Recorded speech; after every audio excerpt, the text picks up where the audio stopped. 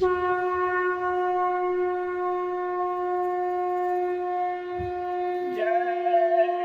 गुरुदेव। जय गुरुदेव।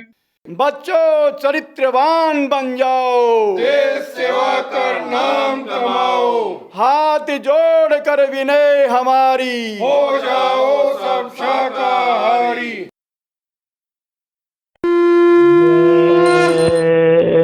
गुरुदेव। हमारे हित गुरुदेव जी, धारे मनुष्य स्वरूप, मूर्ख मन पतियाय नहीं, भटक फिरे भवकूप।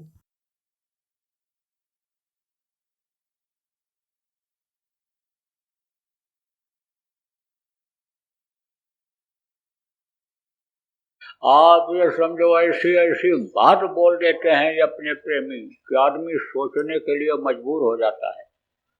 सच्ची घटना बताऊं आपको, गुरु महाराज का कार्यक्रम बहुत पहले की बात है। आप ये समझो 50 साल पहले की बात बता रहा हूं आपको। कार्यक्रम था कहाँ, यानी इलाहाबाद में, जन्माष्टमी का। तो ट्रेन से बॉम्बे जा रहे थे गुरु महाराज, तो हम लोग भेजने गए। तो हम तो समझो कि ऐसे नौजवान लड़के थे, खड़े थे वहीं, कपड़ा बड़ा अच्छा पहने थे, तो हम भी चले गए साथ में वहाँ। और स्वामी जी महाराज का वहाँ बिस्तर लगा दिया, 2-3 लोग हमारे साथ और थे। तो अब आप ये समझो कि जब गुरु महाराज पहुँचे तो हलचल मच गई। जो लोग सो रहे थे उनको खराब लगा। तो एक मोटा मोटा आदमी, घुटने से नीचे तक यहाँ तक कुर्ता पहने हुए, मोटा तगड़ा आया। तो हम लोग खड़े थे, गुरु महाराज तो गए वहाँ बैठ गए अपना, और हम लोग बाहर आ गए। जब ट्रेन जाने को हुआ तो इंतजार होने लगे कि ट्रेन आगे बढ़ जाए तब जाएँ हम लोग वापस। तो एक आदमी ऐसे गांव का सीधा साधा ऐसे गंवार टाइप का खड़ा था।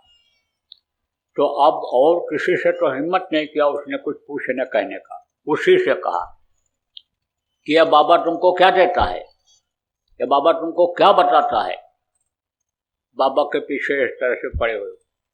तो उसने कहा ये बाबा बताते हैं कि एक दिन तुम्हारा ये मुसलसंदा शरीर धड़ाम से गिरेगा, और तुम्हारा ये अहंकार और तुम्हारी ये धन दौलत और ये सब प्रतिष्ठा सब यहीं रह जाएगी, तुम्हारे साथ कुछ नहीं जाएगा।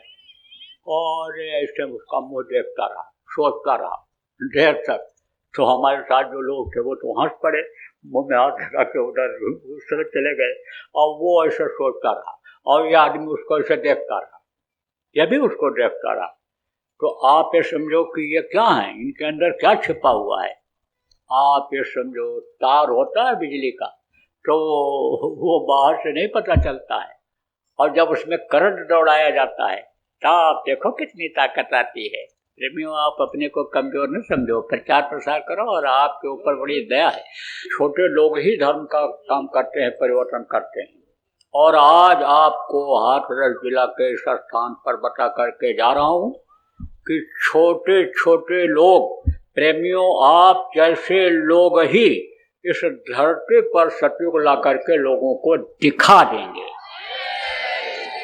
अब आप इस बात को समझ लो, लेकिन श्रेय ले लो, काम सब हो गया है। कृष्ण भगवान ने भी कहा था कि उठाओ, यानी समझो गांडियों, चलो मैदान में। लेकिन उनको विश्वास नहीं हुआ। किसको? अर्जुन को। बोले यहाँ सब हमारे काका चाचा नाना खड़े हैं, इनको मार करके मैं नर्क नहीं जाऊंगा। तब बोले अभी भी तुमको पहचान कराता हूँ, बैठो बैठो। बैठाया, ठोका यहीं पर, कहा देखो। देखा सब के सब मरे पड़े हुए। शक्र सुदर्शन ने सबको काट करके खत्म कर दिया है, केवल हमको निमित्त बनना है। तो काम तो हो जाता, पहले श्रेय दिया करते हैं। देखो गोवर्धन किसने उठाया? कृष्ण भगवान ने उठाया। और लकड़ी किसने लगाई? गोपी और ग्वालों ने, छोटे छोटे गांव के लोगों ने लकड़ी लगाई। लेकिन नाम किसका हो रहा है? गोपी और ग्वालों का हो रहा है। राम आप देखो पुल बना करके और गए थे लंका पर चढ़ाई किए थे, वो हनुमान कूद करके चले गए थे। तभी तो हनुमान जी का मंदिर जहाँ बना हो वहाँ लड्डू ज्यादा चढ़ता है, प्रसाद ज्यादा चढ़ता है, राम के वहाँ बहुत कम लोग जाते हैं। राम से अधिक राम का दासा। तो बंदर और भालुओं ने साथ दिया, लेकिन बंदर और भालू भी निराश हो गए। कब? कि जब राम ने कहा था बांधो पुल, पुल बनाओ, चलो उस पार चला जाए, चढ़ाई किया जाए। बोले महाराज पुल बनेगा कैसे, यहाँ तो कोई सामान है नहीं, यहाँ तो केवल पत्थर पत्थर है। तो बोले पत्थर ही डालो। बोले महाराज पत्थर कितना डालेंगे, समुद्र का कोई और छोर है, कितना गहरा है। डाल के भी दिखाया, हमारा देखो डूब गया। बोले अब पत्थर के ऊपर राम राम लिखो। राम राम लिख करके समुद्र में जो पत्थर डाले गए सारे पत्थर तैरने लगे थे, पुल बन गया था, उनका काम हो गया। और इनका विश्वास बढ़ गया कि राम नाम के लिखने पर पत्थर तैरने लग गए, तो अब हमारा काम हो जाएगा, अब तो हमारे साथ समझो भगवान ही है, प्रभु ही हैं।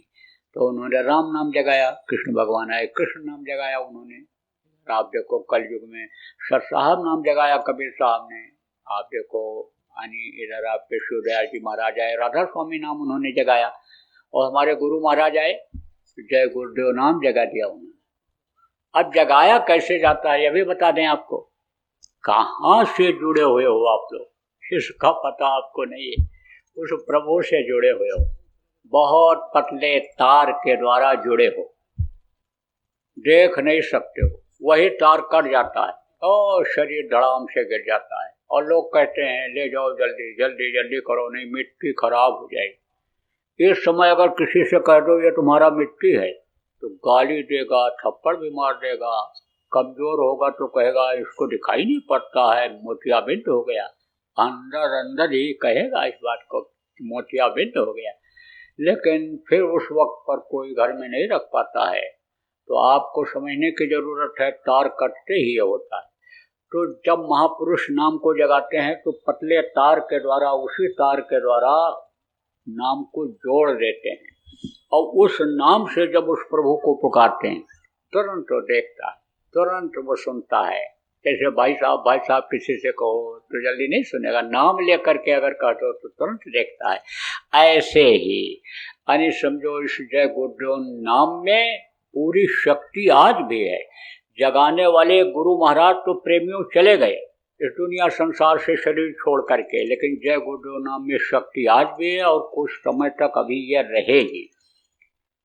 तो आजमाइश करके देख लो। बहुत से लोगों ने आजमाइश किया, इसी में आजमाइश किए हुए लोग बैठे हैं। मैंने कहा कि किसी के यहाँ किसी भी तरह की तकलीफ हो और जय गुरुदेव नाम के ध्वनि बोलना शुरू कर दो तो धीरे धीरे तकलीफें चली जाएंगी। बहुत से लोग आजमाइश करने लग गए। आप जितने भी नए या पुराने लोग आज आए हो, आपके घर में किसी भी तरह की तकलीफ है, आपको रुपए पैसे में बरकत न होती हो, मानसिक कष्ट रहता हो, बीमारी रहती हो, खाने पीने की दिक्कत हो, लड़ाई झगड़े की समस्या हो घर में, तो जय गुरुदेव नाम की ध्वनि बोलना शुरू करो सुबह शाम। देखो तकलीफें धीरे धीरे धीरे निकलती दिखाई पड़ेंगी। अब बोलना कैसे है यह भी बता दूं। जय गुरुदेव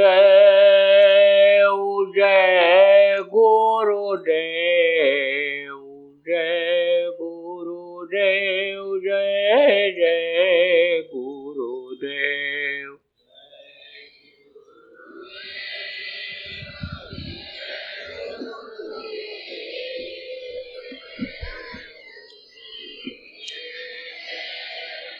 अब बोल कर सीख लो, यहाँ नहीं बोलोगे तो कोई गारंटी नहीं घर पर बोल पाओगे। जय गुरुदेव जय गुरुदेव जय गुरुदेव जय जय गुरुदेव।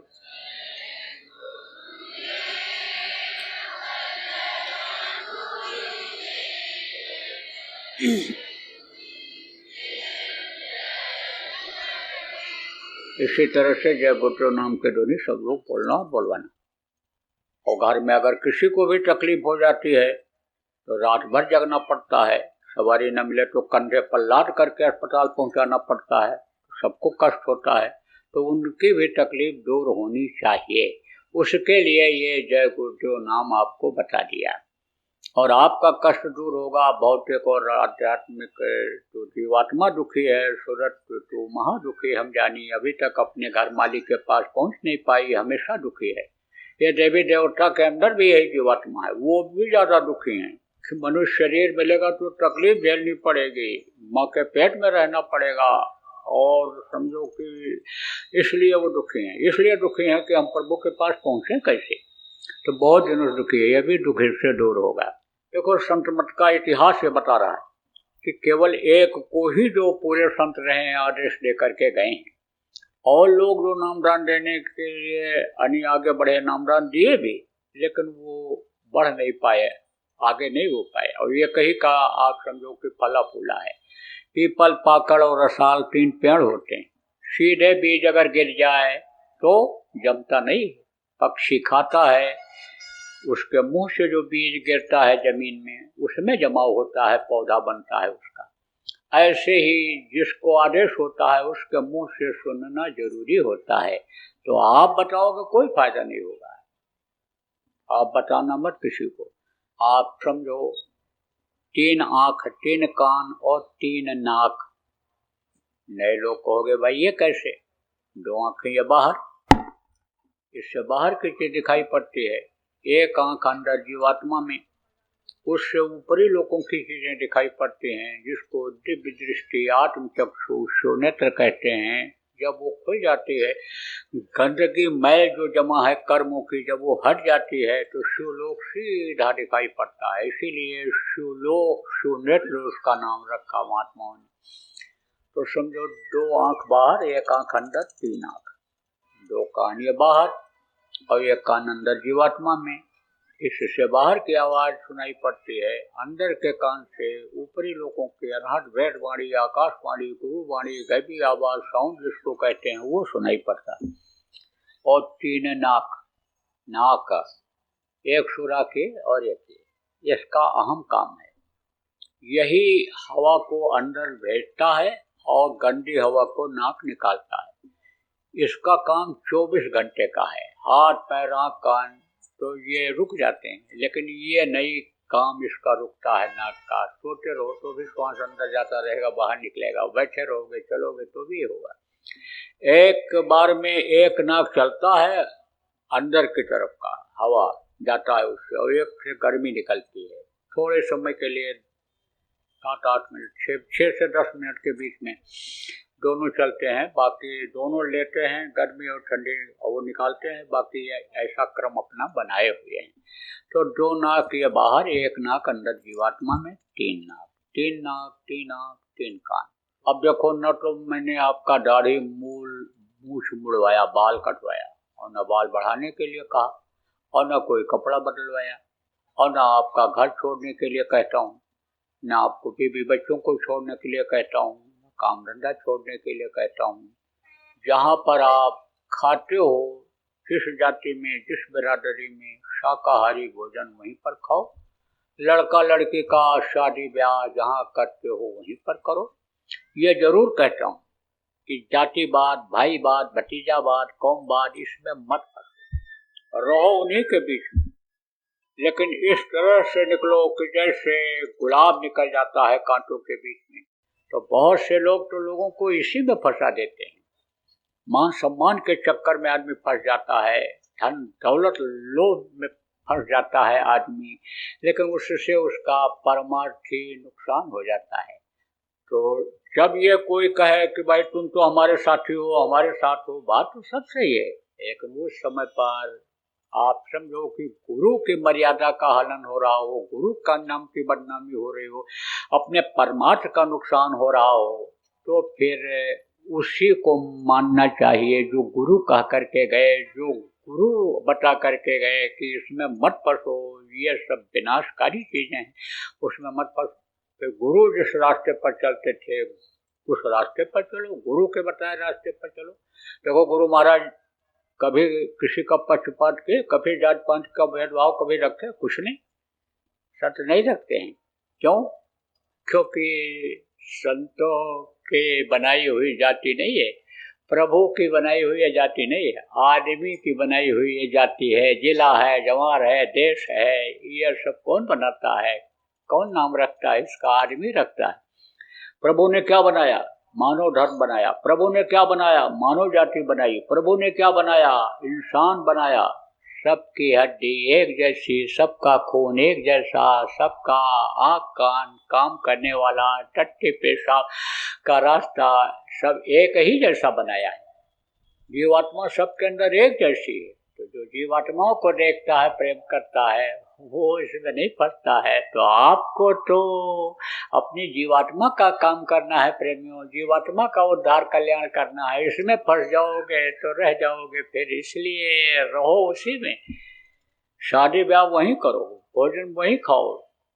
आप जब बारात अपने ही जाति में जाओ, संस्कार कराना हो कोई जाति बिरादरी का तो वहाँ भी जाओ, लेकिन जहाँ तक परमार्थ की बात आवे, गुरु के वचनों की बात आवे, वहाँ तक उस तरफ रहो, गुरु की बातों की तरफ रहो, गुरु के परमार्थी रास्ते पर चलो। ये जरूर कहता हूँ। यह भी कहता हूँ कि शादी ब्याह देख करके जब लड़का लड़की हो जाए, करने लायक, कमाने लायक हो जाए तो कर दो। उनको न करना पड़े कि निर्णय गलत हो जाए, 2 महीने के बाद ही तलाक का मुकदमा चालू हो जाए, दहेज का मुकदमा चालू हो जाए, घर भर को जेल जाना पड़ जाए। ये जरूर कहता हूँ, बिजनेस व्यापार कर लो लेकिन सीख के करो। पार्टनरशिप में कोई काम मत करो। जमीन खरीद लो, झगड़े की मत खरीदना। प्लाट खरीद लो घर बनाने के लिए, झगड़े का या सरकारी मत खरीदना। ये जरूर कहता हूँ। ये जरूर कहता हूँ, नया मकान लो, पुराना मत लो। ये जरूर कहता हूँ। आप समझो गाड़ी घोड़ा है, लेना है तो पुराना मत लो, खराब होती रहती है, कोई गारंटी नहीं है कि मंजिल तक वो पहुंचा देगी। ये बात जरूर कहता हूँ। तो ये सब बातें तो कहता हूँ, लेकिन ये जो घर छोड़ने वाली, जमीन जायदाद, जात धर्म छोड़ने वाली बात ये नहीं करता हूँ। तो आप ये समझो कि रहो इसी में, 24 घंटे में से 2 घंटा समय आप इसके लिए निकालना, भजन के लिए, ज्ञान सुमरन के लिए। तो कहोगे भाई सारी बात तो आप बता रहे हो, सारी मर्यादा को रख रहे हो, तो ये दक्षिणा देने वाली मर्यादा को खत्म कर दे रहे हो। बहुत से लोग तो लोटा, धोती, लंगोटी, अनाज, बिस्तर ये सब पहले ही रखवा लेते हैं, तब कंठी बांधते हैं, छाप लगाते हैं। आप तो दक्षिणा की कोई बात ही नहीं कर रहे हो। तो दे दो, मौका तो है आप दक्षिणा देने का, लेकिन देना क्या है? आप अपनी बुराइयों को यहीं छोड़ जाओ, बुरे कर्म मत करो। पैसे की गर्मी में लोग कहते हैं कि मैं तो नोट दे करके मांस खरीद करके लाता हूँ, पैसा दे करके लाता हूँ, कहीं जानवरों को मारता हूँ, मछली को मारता नहीं हूँ, पैसा देकर लाता हूँ। अरे भाई खाना बंद कर दो मांस मछली, तो कोई मारेगा जानवरों को? मछली को कोई मारेगा? कोई नहीं मारेगा। आप समझो उनकी जान तो बच जाएगी। आप समझ लो कि यह धार्मिक जिला है, कई 3-3, 4-4, 5-5 यहाँ पर आपके संत हुए हैं। कहाँ? इस आपके जिला में। कहाँ? हाथरस में। हाथरस के नाम से स्वामी मशहूर हैं। हाथरस में हमारे दादा गुरु थे, उनके गुरु थे। हाथरस तो मशहूर जगह है। अब इस हाथरस के जिला को ही अगर आप शाकाहारी घोषित करा दो, इतना प्रचार करो, इतना समझाओ लोगों को कि सब शाकाहारी हो जाएं, तो समझो कि बहुत से जीवों की जान बच जाए। न कर पाओ तो अपने गांव वालों को ही शाकाहारी बना दो। जैसे बहुत सी जगह पंचायतों में नियम सब बना देते हैं, ऐसे आप भी नियम बना दो। आप ये समझो कि आप अपने घर वालों को ही दुरुस्त कर लो, सबसे पहले अपने परिवार वालों को ही शाकाहारी बना लो, तो समझो कि जान बचेगी कि नहीं बचेगी। यह मत सोचो कि मेरे अकेले से क्या होगा। आप अकेले नहीं हो, आप हिम्मत करोगे तो आपके साथ बहुत लोग जुड़ जाएंगे। इसलिए समझो कि मांस मत खाना।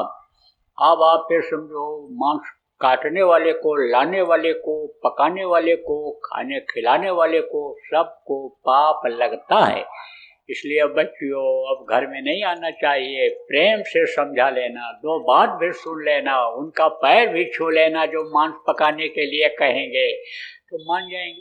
बहुत सी बात आप भी मानती हो, सेवा करती हो उनकी, तो आपकी बात नहीं मानेंगे। अरे बहुत से लोग तो अब डरते हैं। किससे डरते हैं?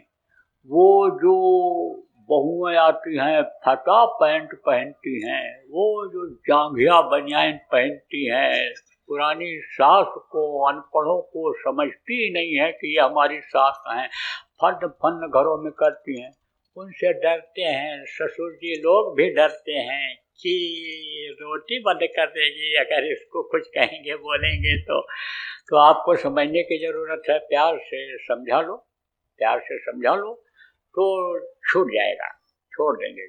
मांस मत खाना, मछली मत खाना, अंडा मत खाना, शराब जैसा बुद्धिनाशक नशे का सेवन मत करना। शराब जैसा नशा चाहे कोई जड़ी बूटी में हो, चाहे पीने वाली चीज़ में हो, चाहे नशीली गोलियां जो चल गई उनमें हो, उसका इस्तेमाल आप मत करना।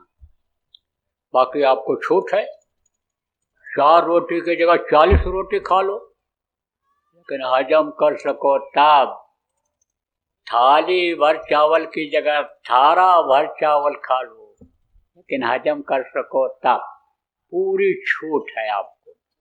आपने हमको समझ लिया, हम आपके आभारी हैं, व्यवस्थापक के, प्रचारकों के, जिन्होंने अच्छे काम में अपनी जगह दिया, इस काम को संपन्न बनाने में, सत्संग समारोह को संपन्न बनाने में मदद किए। जो भी अधिकारी, कर्मचारी, प्रबुद्ध नागरिक है, उनका मैं आभार प्रकट करता हूँ। देखो, देश प्रेम प्रेमियों बनाए रखना। देश की संपत्ति आपकी अपनी संपत्ति है।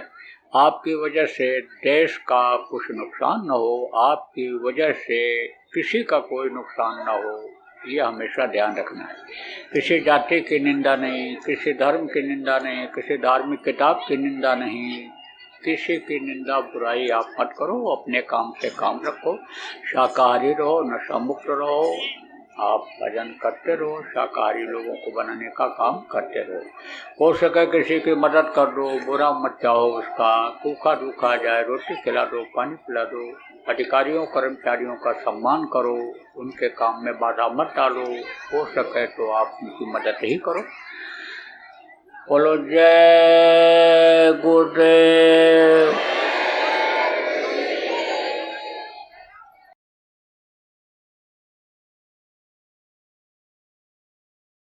अच्छा राजा, अच्छी विचारधारा का था, प्रजा का पालन करता था, धार्मिक था, कुछ जानने की इच्छा रखता था, तो सुनता रहता, पढ़ता रहता सबकी बात।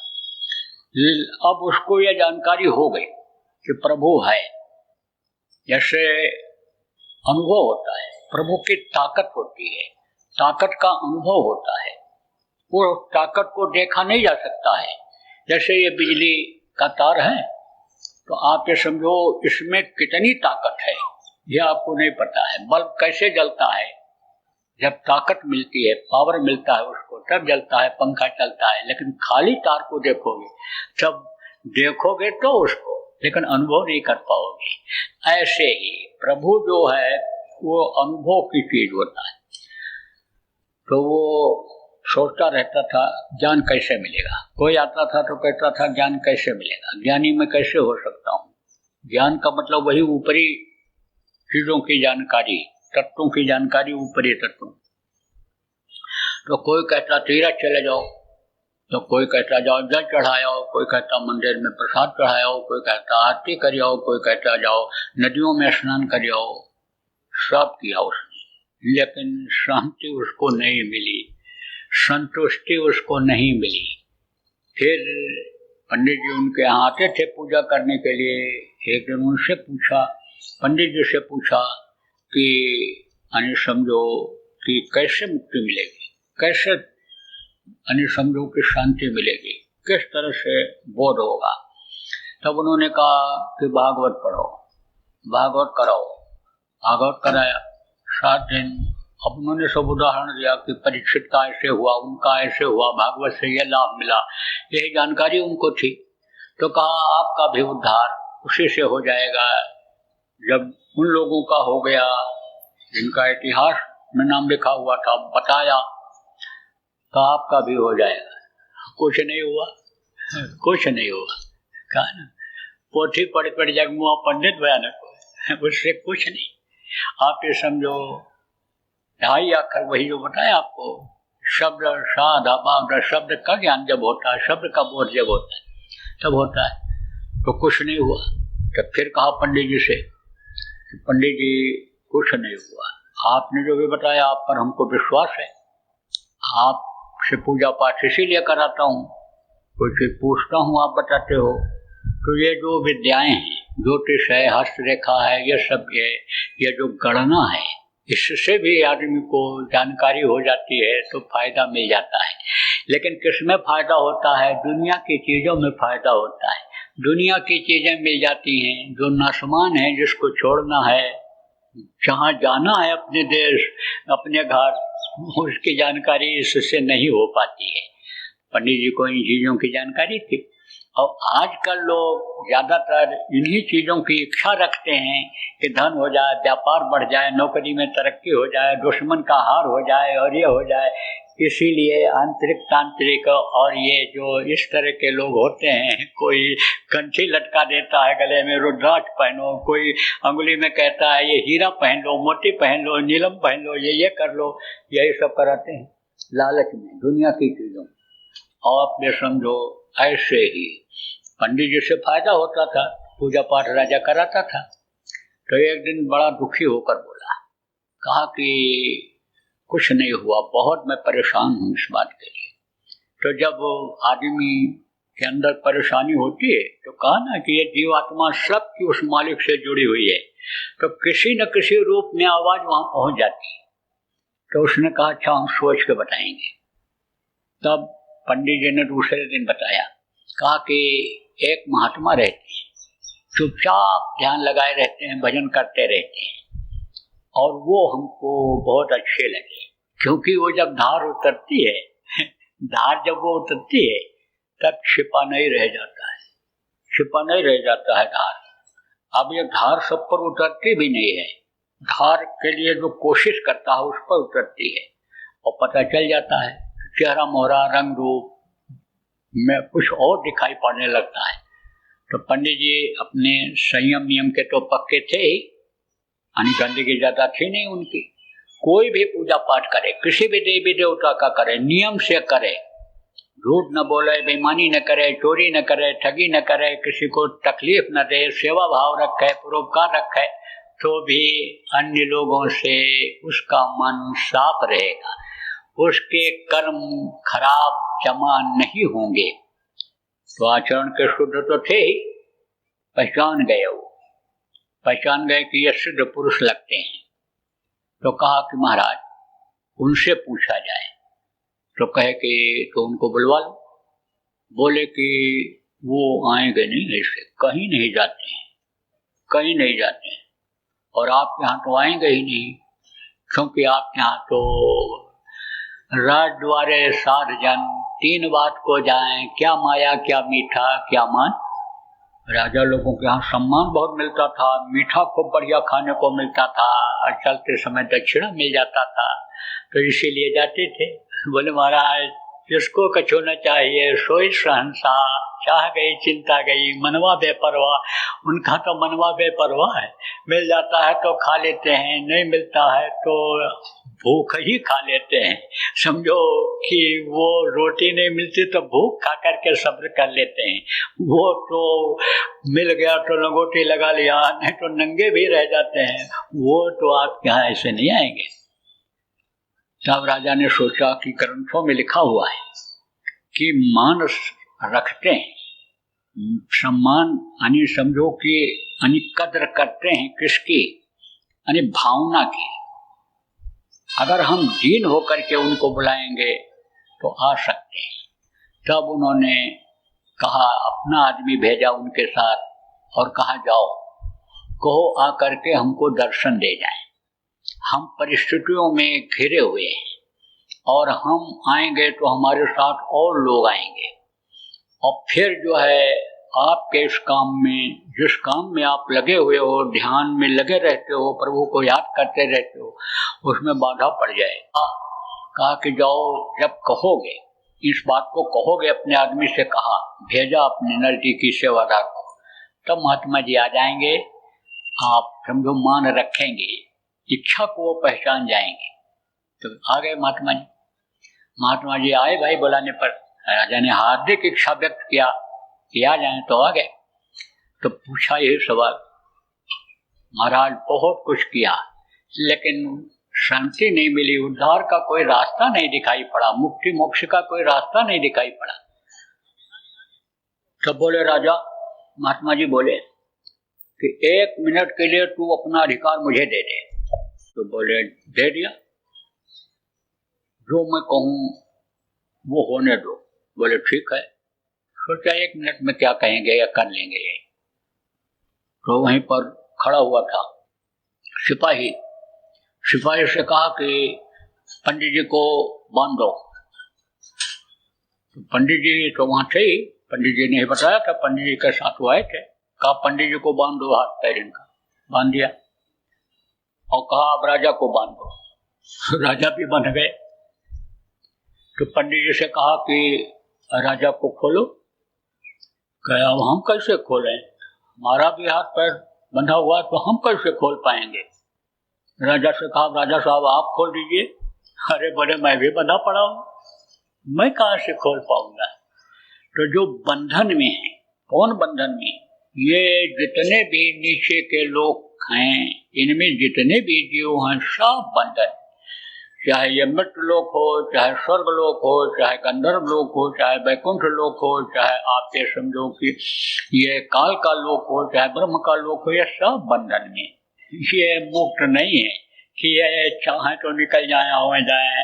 अब इनकी पूजा करके और इनको खुश करके कि जिनका ही वर्णन वेद में है, जिनका ही वर्णन पुराण में है, जिनका ही वर्णन गीता में है, उनको खुश करके आप कैसे बंधन से छुटकारा पा सकते हो। बंधे तुम गाढ़े बंधनहान। ये जीवात्मा जो 4 शरीर में बंध है, ये जो 5 तत्वों में स्थूल शरीर बंध है, इससे कैसे छुटकारा पा सकते हो। इसलिए बंधन से मुक्त ये जो रास्ता आपको बताया गया प्रेमियों, उस रास्ते पर चलो, इस शब्द को पकड़ो, नाम को पकड़ो, तब तो बंधन से मुक्त हो सकते हो। नहीं तो लौट लौट 84 आया, लौट लौट करके इसी 84 में आना पड़ेगा, जन्मने मरने की पीड़ा झेलनी पड़ेगी। जय गुरुदेव। अभी आपने बाबा उमाकांत जी महाराज के सत्संग को सुना। बाबा जी अन्य किसी से चंदा न लेकर अपने प्रेमियों के सहयोग से देश विदेश में तमाम जनहित के काम करते हुए सभी तरह की तकलीफ़ों को दूर करने व प्रभु के मिलने का उपाय बताते हैं। आप इस जीवन के इस बचे हुए समय में समय निकालकर बाबा जी से ज़रूर मिलिएगा। आपके सुझाव के लिए व्हाट्सएप नंबर 9575600700। जय गुरुदेव, जय गुरुदेव, जय गुरुदेव,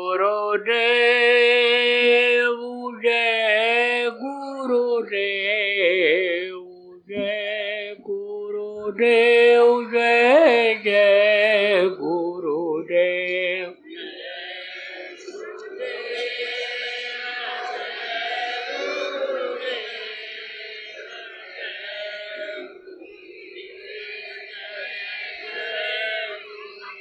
जय गुरुदेव, जय गुरुदेव, जय गुरुदेव, जय जय गुरुदेव।